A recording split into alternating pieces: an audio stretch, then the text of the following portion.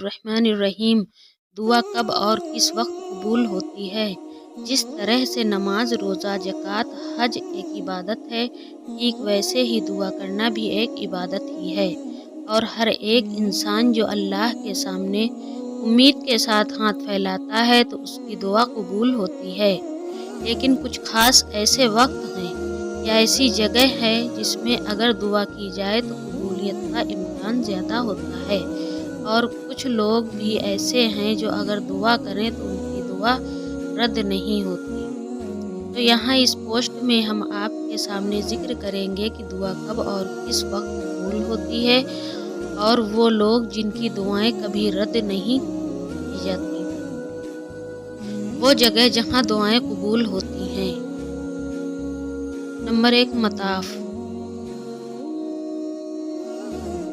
और काबा के दरवाजे के बीच का हिस्सा, मिज़ाब के नीचे, बैतुल्लाह, काबे के अंदर, जमजम के कुएं पर, सफ़ा और मरवा की पहाड़ियों पर, सफ़ा और मरवा के बीच का वो इलाका जहाँ सई की जाती है, मकाम इब्राहीम, अरफा, मुज़दलिफ़ा, मीना और जमरात में जहाँ शैतान को कंकड़ियाँ मारी जाती हैं।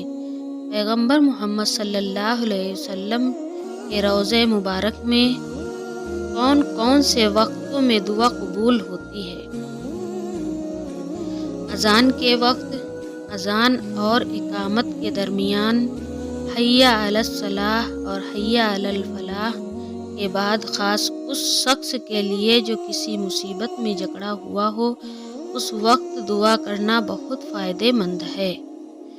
फ़र्ज़ नमाज़ों के बाद, सजदे की हालत में, नमाज़ों के अलावा सजदे, कुरान की तिलावत के बाद, ख़ास कर कुरान के ख़त्म करने के बाद, आब ज़मज़म पीते वक्त, मुर्ग के आवाज़ करते वक्त, मुसलमानों के किसी दीनी सिलसिले में इकट्ठा होने के वक्त जहाँ मुसलमान बड़ी तादाद में हों, अल्लाह के ज़िक्र की मजलिसों में, बारिश के वक्त, जब काबे पर पहली नज़र पड़े, कुरान पाक मुकम्मल होने के बाद, जुमे के दिन असर से मगरिब के दरमियान। इन 5 लोगों की दुआ हमेशा कबूल होती है। एक बीमार शख्स की दुआ, कोई शख्स बीमार हो और तकलीफ में मुब्तला हो तो उसकी दुआ ज़रूर कबूल होती है। एक रोज़ेदार शख्स की दुआ, रोज़ेदार शख्स की दुआ बहुत जल्द कबूल होती है। उलमा ने रोज़े की हालत में दुआ करने और नमाज पढ़ने को सुनहरा वक्त बताया है। अपने बच्चों के लिए बाप की दुआ, एक बाप को अपने परिवार का जिम्मेदार इस्लाम ने ठहराया है, तो एक जिम्मेदार की और एक बाप की हैसियत से जब कोई बाप अपने बच्चों के लिए दुआ करता है तो वो ज़रूर कबूल होती है। किसी शख्स की दुआ दूसरे शख्स के लिए उसकी गैर हाजिरी में, जैसे साजिद ने हामिद के लिए दुआ की, जबकि हामिद वहाँ मौजूद नहीं था और हामिद को पता भी नहीं कि साजिद मेरी बेहतरी के लिए दुआ कर रहा है, तो मैं अल्लाह ताला से उस दुआ को कभी नहीं ठुकराते और यकीनी तौर पर कबूल करते हैं। सफ़र करते वक्त मुसाफिर की दुआ, इसी तरह जब कोई सफ़र कर रहा हो और उन्हीं सफ़र की मशक्क़तों के बीच दुआ करता है तो अल्लाह उसको ज़रूर कबूल करते हैं। इन 7 कामों से दुआ कबूल होती है। मोहसिनीन, नेक काम करने वालों में शामिल होना। मोहसिनीन का मतलब वो लोग जो अल्लाह के हुक्म का पालन करते हैं और बताए हुए तरीके पर चलते हैं, तो ऐसे लोगों की दुआ ज़रूर कबूल होती है। नफली इबादत करते रहना। नमाज अगर आप ना पढ़ें तो अजाब नहीं, लेकिन फिर भी आप अल्लाह की मोहब्बत में उनके सामने हाथ बांधे खड़े रहते हैं, तो ऐसे में अल्लाह पाक के लिए बहुत ही करीबी बंदों में शामिल हो जाएंगे। आपकी दुआएं कबूल की जाएंगी। खुशहाली में दुआ ज़्यादा करना। حضرت ابو ہریرہ رضی اللہ تعالیٰ عنہ سے روایت ہے کہ رسول اللہ صلی اللہ علیہ وسلم نے فرمایا، جو یہ پسند کرتا ہے کہ اللہ تعالیٰ اسے سختیوں اور پریشانیوں میں اس کی دعا قبول کرے تو اسے چاہیے کہ خوشحالی میں دعا ضرور زیادہ کرے۔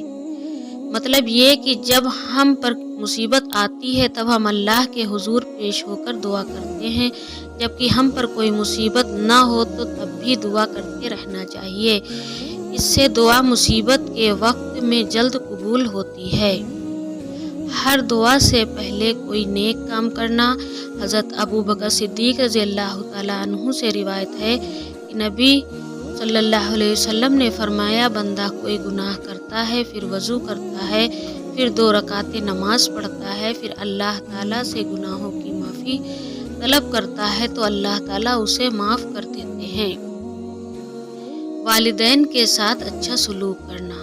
حضرت عمر بن خطاب رحمۃ اللہ علیہ نے حضرت اویس کرنی رحمۃ اللہ علیہ سے کہا، میں نے رسول اللہ صلی اللہ علیہ وسلم کو یہ فرماتے ہوئے سنا ہے کہ تمہارے پاس یمن کے لوگوں میں سے قبیلہ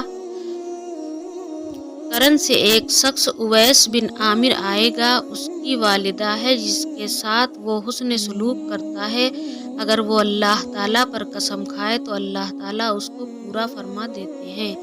اگر تمہارے لیے اس سے دعا کروانا ممکن ہو تو ضرور کروانا۔ اللہ کے بارے میں ہمیشہ اچھا گمان رکھنا۔ حضرت ابو ہریرہ رضی اللہ تعالیٰ عنہ سے روایت ہے کہ رسول اللہ صلی اللہ علیہ وسلم نے ارشاد فرمایا، میرا بندہ میرے بارے میں جیسا گمان کرتا ہے میں اس کے ساتھ ویسا ہی معاملہ کرتا ہوں، اور جب بھی میرا ذکر کرتا ہے تو میں اس کے ساتھ ہوتا ہوں۔ دعا سے پہلے حمد اور درود شریف امام ترمذی سے روایت کی نقل کی ہے۔ انہوں نے بیان کیا کہ رسول اللہ صلی اللہ علیہ وسلم تشریف فرما تھے کہ ایک شخص آیا، اس نے نماز پڑھی اور کہنے لگا،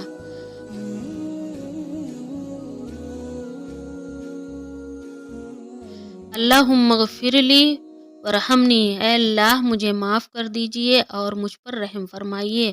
یہ سن کر ہی نبی صلی اللہ علیہ وسلم نے فرمایا، اے نمازی تو نے جلدی کی، بلکہ جب تو نماز پڑھو اور بیٹھو تو شان الہی کے مطابق پہلے اس کی تعریف کرو، پھر اس سے دعا کرو۔ اس کے بعد ایک اور شخص نے نماز پڑھی تو اس نے اللہ تعالیٰ کی حمد بیان کی اور نبی صلی اللہ علیہ وسلم پر درود پڑھا تو آپ نے فرمایا، اے نمازی دعا کرو پوری کی جائے گی۔